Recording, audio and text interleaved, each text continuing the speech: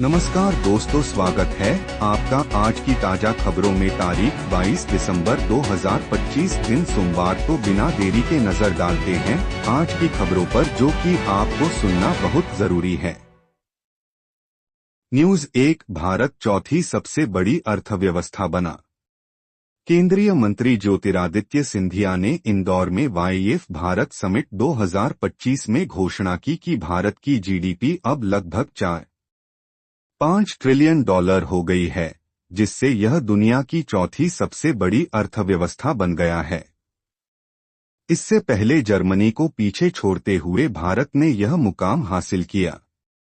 यह उपलब्धि प्रधानमंत्री नरेंद्र मोदी के नेतृत्व में आर्थिक सुधारों का नतीजा है। अर्थव्यवस्था में निवेश, निर्यात और डिजिटल इंडिया जैसी योजनाओं ने महत्वपूर्ण भूमिका निभाई। विशेषज्ञों का मानना है कि अगले कुछ वर्षों में भारत तीसरे स्थान पर पहुंच सकता है। यह घोषणा वैश्विक निवेशकों के लिए सकारात्मक संकेत है। भारतीय रुपये की मजबूती और स्टॉक मार्केट में तेजी भी देखी जा रही है।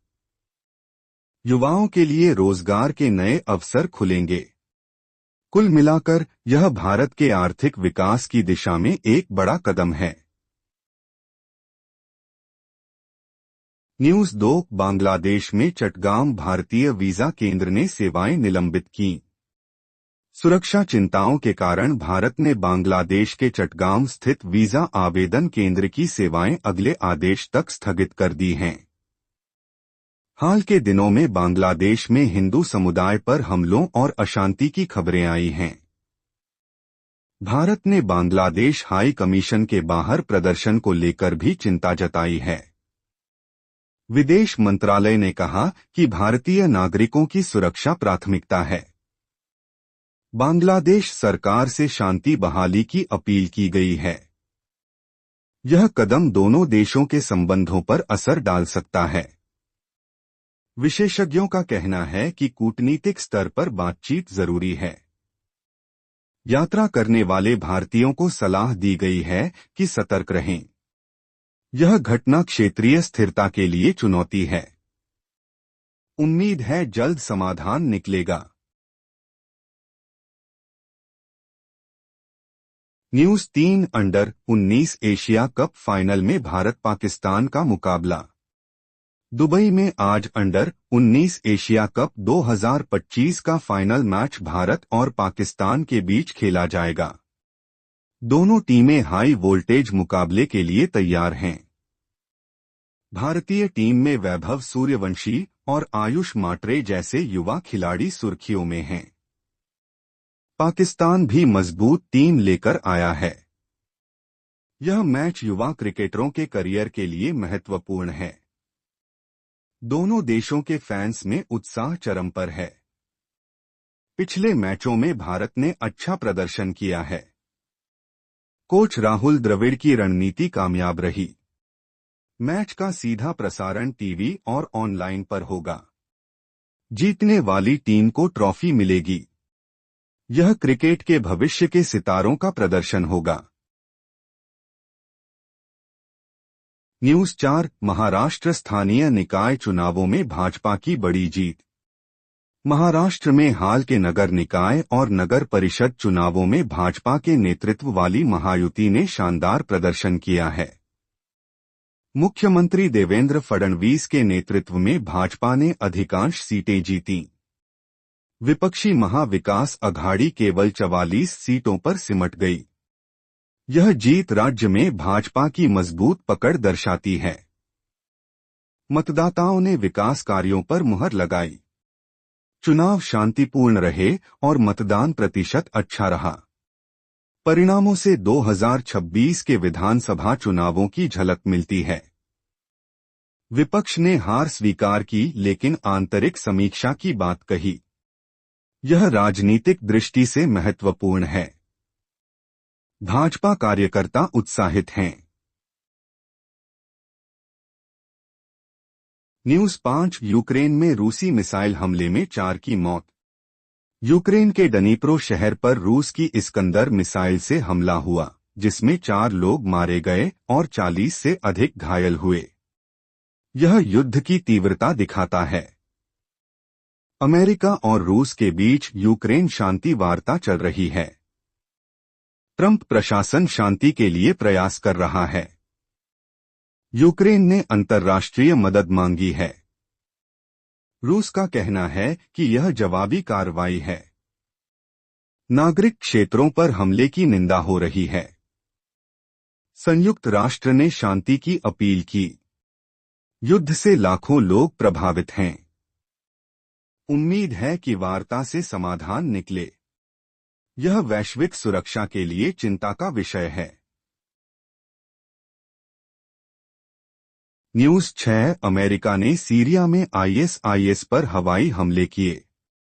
अमेरिका ने सीरिया में आईएसआईएस के 70 ठिकानों पर हवाई हमले किए। ऑपरेशन हॉकाई स्ट्राइक के तहत यह कार्रवाई हुई। आईएसआईएस की गतिविधियां बढ़ने की खबरें थीं। अमेरिकी सेना ने कहा कि यह आतंकवाद के खिलाफ कदम है। सीरिया में चल रहे गृहयुद्ध में यह नया मोड़ है। अन्य देशों ने समर्थन जताया। आईएसआईएस के लड़ाके अभी भी सक्रिय हैं। यह हमले क्षेत्रीय स्थिरता के लिए जरूरी बताए गए। नागरिक हताहतों से बचने का दावा किया गया। अंतर्राष्ट्रीय समुदाय नजर रखे हुए है। शांति प्रयास जारी हैं। न्यूज 7 रूस में सैन्य विमान क्रैश, 7 की मौत। रूस के इवानोवो क्षेत्र में रूसी वायुसेना का एंटोनोव एन-22 विमान दुर्घटनाग्रस्त हो गया। मरम्मत के बाद टेस्ट फ्लाइट के दौरान यह हादसा हुआ, जिसमें 7 लोग मारे गए। जांच शुरू हो गई है। तकनीकी खराबी संदेह है। रूसी रक्षा मंत्रालय ने दुख व्यक्त किया। यह पुराना विमान था। सैन्य तैयारियों पर असर पड़ सकता है। अंतर्राष्ट्रीय स्तर पर नजर है। सुरक्षा मानकों की समीक्षा होगी। परिवारों को मुआवजा दिया जाएगा। यह रूसी वायुसेना के लिए झटका है।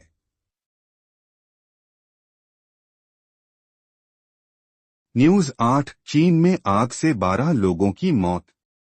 चीन के गुआंगडोंग प्रांत के शांतौ शहर में 4 मंजिला इमारत में आग लगने से 12 लोग मारे गए और 4 घायल हुए। आग की वजह शॉर्ट सर्किट बताई जा रही है। दमकल विभाग ने राहत कार्य किया। घायलों का अस्पताल में इलाज चल रहा है।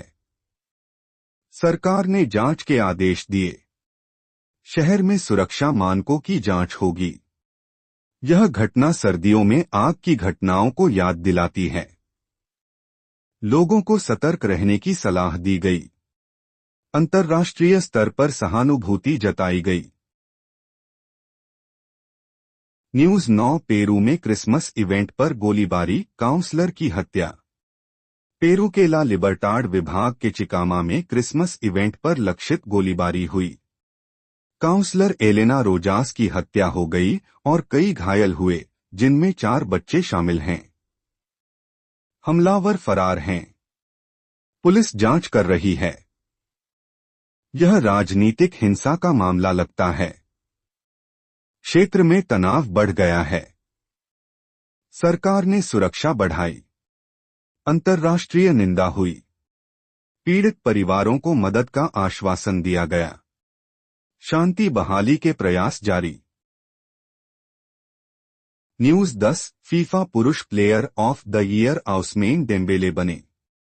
फ्रांस और पेरिस सेंट जर्मेन के खिलाड़ी उस्मान डेम्बेले को 2025 फीफा पुरुष प्लेयर ऑफ द ईयर चुना गया। उनका प्रदर्शन शानदार रहा। फुटबॉल जगत में उत्साह है। पुरस्कार समारोह में कई सितारे शामिल हुए। डेम्बेले ने टीम की सफलता में बड़ा योगदान दिया। यह फ्रांस के लिए गौरव की बात है। युवा खिलाड़ियों के लिए प्रेरणा है। फीफा ने अन्य पुरस्कार भी घोषित किए। फुटबॉल का स्तर ऊंचा उठा। न्यूज 11 भारत ने अरवली पहाड़ियों की परिभाषा बदलने की खबरें खारिज की। केंद्र सरकार ने अरवली पहाड़ियों की परिभाषा बदलकर बड़े पैमाने पर खनन की अनुमति देने की खबरों को खारिज किया। सुप्रीम कोर्ट के आदेश से नए खनन लीज पर रोक है।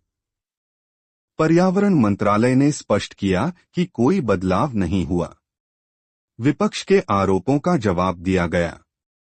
पर्यावरण संरक्षण प्राथमिकता है। क्षेत्र में अवैध खनन पर कार्रवाई जारी। विशेषज्ञों ने सराहना की।